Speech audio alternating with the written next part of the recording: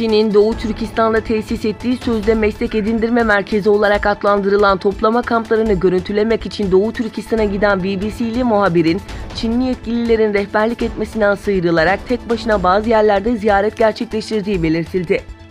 BBC muhabiri John Steward'ın bölgeye gitmeden önce İstanbul ve Kazakistan'da görüştüğü bazı mağdurlar için Doğu Türkistan'daki tutsak edilen akrabalarının fotoğrafları ve açık adresi gibi bilgilerini aldığı, ayrıca Doğu Türkistan'da yaptığı araştırmaların sonucu Çin hükümetinin Uygur Türklerine yönelik uyguladığı sözde eğitim kampı politikasında Müslüman çocukların ailelerinden alıkonulduğu ortaya çıktı.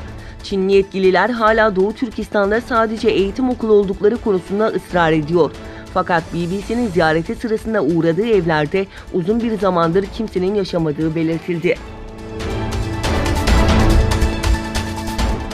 Hong Kong'da yerel hükümetin suçluların Çin'e iadesi anlaşmasını meclisten geçirmeye çalışması ve buna karşı düzenlenen protestolar, gözleri Pekin ve Londra yönetimleri arasında 1997'de imzalanan Çin-İngiltere Ortak Deklarasyonu'na çevirdi. İki ülke arasında temeli afyon ticaretine dayanan Afyon Savaşı'nın 1842'de patlak vermesiyle İngiltere, dönemin Çin hanedanlığını yenerek Hong Kong'u ele geçirdi. Londra yönetimi daha sonra 1898'de Hong Kong'u 99 yıllığına kiralayarak kontrolü altına aldı. Hong Kong Özel İdari Bölgesi'nin 1997'de Çin'e devre öncesinde 1984'te Çin-İngiltere Ortak Deklarasyonu imzalandı.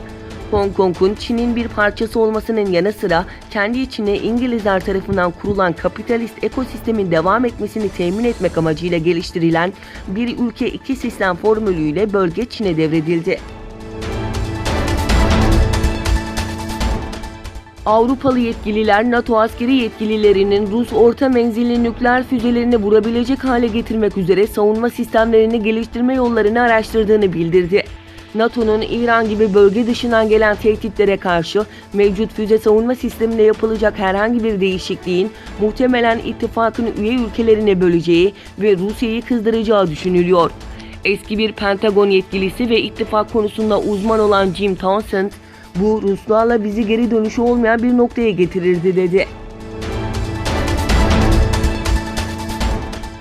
İran'ın başkenti Tahran'ın Cuma imamı Ayetullah Kirmani, İsrail'i yok etmek istediklerinde bu ülkedeki nükleer santralleri hedef almalarının yeterli olacağını söyledi.